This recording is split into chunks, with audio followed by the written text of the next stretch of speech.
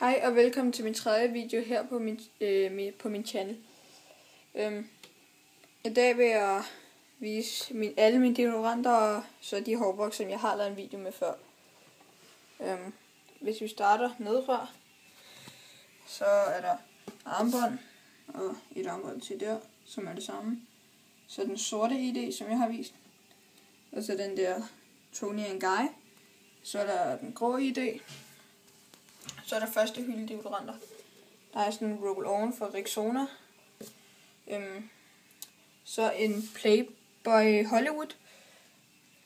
Og så har jeg en deodorant Beckham Signature. Så har jeg en Seen Men Sensitive. Så har jeg en til de der roll-on fra Rexona. Her er en roll-on for Palmolive på den næste hylde.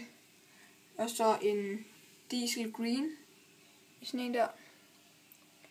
Så den anden, der hører til, er Beckham. Og så en David Duff Cool Water. Den er rigtig, rigtig god.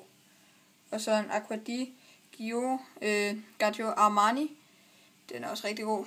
Og så den, der hører til Playboyen der. Og så en til Palmolive Roll-On. Og så har jeg så den her ovenpå med min solbriller i. Så jeg kan få åbnet den med en hånd her. Det er jo ikke engang, om jeg kan.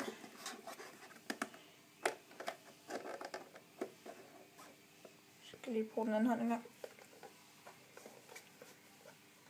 Der. Så fik jeg den. Det er sådan nogle her fra Ray-Ban. Ja. Men det var faktisk det, min video var. Husk at like og subscribe, så skal jeg nok komme med flere videoer. Og skriv ned i kommentaren, hvis I vil have nogle ting, som jeg skal vise. Men det her, det var mit deodorantskab og mine solbriller.